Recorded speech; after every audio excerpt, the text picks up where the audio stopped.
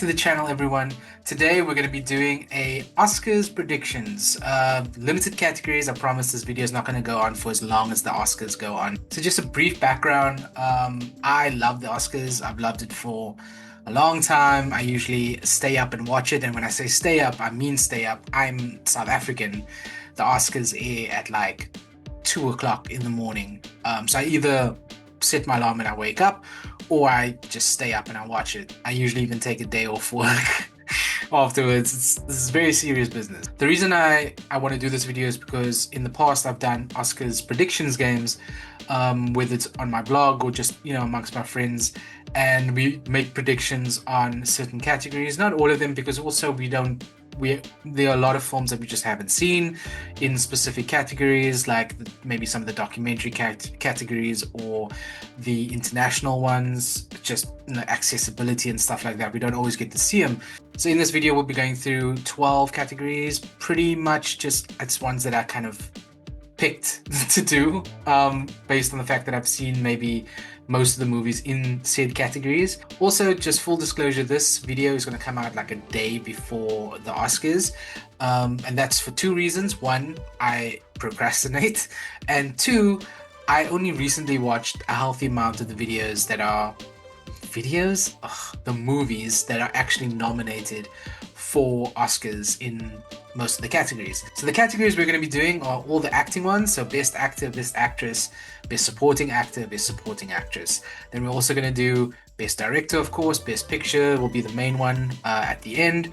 We're also going to be doing the new category that they're introducing, the casting, achievement in casting. I think that's the kind of verbiage that they're using. Then also film editing, cinematography, score, and then I'm a screenwriter, of course, so I love the adapted screenplay and original screenplay categories. So I think those are the ones that we're gonna do. I think that's all 12 of them. So I'm not going to take up too much more of your time. Let's get into it. Actually, I am going to take up some more of your time, because before I get into it, I need to ask that you please like and subscribe this video. It really helps this channel, and please share it with your friends, especially the ones who love the Oscars as much as I do, and hopefully you do as well. All right, let's get back into it. So the way that we're going to be doing this is when we go into the category, I'm going to basically say the person or movie or whatever it is that I want to win it, and then the one that I think is probably going to win it. So for the best actor category, that is how we're kicking things off. The person that I think is actually going to win this is pretty surprising, because I don't think that he's the front runner based on all the other awards that's been happening. So it's kind of basically been like Timothée Chalamet for Marty Supreme or Michael B. Jordan for Sinners. That's where a lot of the discourse has been. I don't think either of them are going to win this, although I would love for Michael B. Jordan to win it. I think Leonardo DiCaprio is going to win it for One Battle After Another. Spoiler alert for this video, I think One Battle After Another is going to sweep. I think it's going to take a lot of awards, especially the ones that I'm mentioning today. But we'll obviously get into those categories later. But I think Leo DiCaprio is going to take Best Actor for this one. He also did a really good performance in the movie. Maybe not as intense or transformative as like Michael B. Jordan or Timothée Chalamet, but I think there's kind of a bias towards or against younger actors, especially in Best Actor categories. Less so with Best Actress, but we won't get into that right now.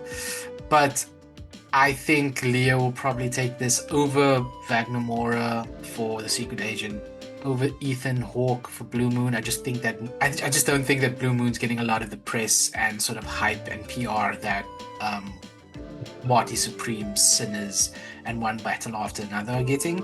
So I think it's probably between those three, and I think Leo's going to take it. It's a wild card pick from me, starting out this video with a wild card pick, but I think Leo DiCaprio is probably going to take his second Oscar for this movie. Next up, we have Best Actress. So I think the one that I think is going to win and the one that I do want to win are the same. It's Jessie Buckley for Hamnet. I think there are some strong contenders here. I mean, Emma Stone is incredible. I mean, she was incredible in Begonia. She's just incredible in general. I think in 30-40 years time, we're going to look on her career the same way that we look at Meryl Streep's career, not just in terms of accolades, but just the quality of the performances. And she might just take this one, just because she is Emma Stone. But I think Jessie Buckley put on a really good performance in Hamlet. I think she's kind of the front runner for this one. I think she beats out Rose Byrne for If I Had Legs I'd Kick You, for Renata Reinsve, who I'm probably butchering that pronunciation, but Renata Reinsve for Sentimental Value, Kate Hudson for Song Sung Blue. I just think Jessie Buckley's probably going to take this one. Then shifting gears to Best Supporting Actress category, I think there are some strong contenders here. Tiana Taylor for One Battle After Another. Wunmi Mosaku for Sinners is actually the pick that I would want. I think she would be, like, the performance was great, and I think it would be great for Sinners to pick up this sort of award. I think there are some wild cards in this category. There are two sort of contenders from Sentimental Value. I'm going to butcher the names. Apologies. Well, I'm not going to butcher Elle Fanning's name, but I'm going to butcher Inga Ipsdota Lilias. I apologize. And this is a wild card again. I don't know. I'm picking a lot of wild cards this year, but I think Amy Madigan is probably going to take it. I think her performance in Weapons was really unhinged and incredible. She could actually take this one. Then Best Supporting Actor. This is a really tough one for me because there's some really incredible performances and ones that I don't think are that easy to kind of like rule out. That being said, though, the one that I think is going to win and the one that I think should win is the same. It's Sean Penn for One Battle After Another. Like I said, I think this movie's going to sweep a lot of categories. That being said as well, Delroy Lindo is in this category for Sinners. He was great in that film, and I think it's a long overdue that he gets his flowers. Benicio del Toro is another one from One Battle After Another, but I think if it's between the two of them, Sean Penn and Benicio, it's probably going to be Sean Penn. Jacob Elordi for Frankenstein, I thought he was great. The movie is fantastic, and he's good in it, but I don't think he's going to get this one. And Stellan Skarsgård is also really great in Sentimental Value, but yeah, I think I'm leaning more towards Sean Penn for this. He's so good in that film, and I think he's a previous Oscar winner, and he just brings another level to it, man. He's so good in this film. Next is a very quick one, I think. Best Original Screenplay. I think, and I wanted to go to Ryan Coogler for Sinners. I think this might be one of the situations like was the case with Get Out for Jordan Peele. It's maybe not going to get a lot of love. I don't think Sinners is going to get too much play at the Oscars. I don't know if that's just me in my Oscars so white sort of mind frame. But I would love for Sinners to get it, and I think they will get it. Because Get Out, Jordan Peele got it for Get Out. I think it was 2017 or 2018. And I think Ryan Coogler will get minimal one Oscar this year, and I think it's probably going to be for Best Original Screenplay. And then we got Best Adapted Screenplay. So I really would have liked Guillermo del Toro's script for Frankenstein to take this. It's one of the ones where I'd be super happy if he does. But I think it's going to be another one for One Battle After Another. I think PTA is going to get Best Adapted Screenplay for this. I know that there's some other contenders in there as well, like Hamlet and Train Dreams and Begonia. But I think it's probably between Frankenstein and One Battle After Another. And I think it's One Battle After Another for sure. Next one, I think this was probably the easiest category for me to predict. It's Best Original Score. And I think we need to run it back. And it's Ludwig Göransson for a Ryan Coogler movie. Let's take it back to Black Panther. He's going to do it again. Ludwig Göransson for Sinners. I think, first of all, it was fantastic score. I watched a lot of behind the scenes stuff. He's really good. I've been a Ludwig Göransson fan for a long time. I'm talking back when he collaborated with Donald Glover, when he was on Community. He's obviously aligned himself with amazing directors and storytellers like Ryan Coogler and Christopher Nolan. He's won 2 Oscars before. I think he's going to win his 3rd in this category. I just think it's basically a done deal. Next up we have Best Cinematography, and I think it's going to be one battle after another. I think Michael Bauman's going to take this one, but I would personally love it if a film like Train Dreams took it.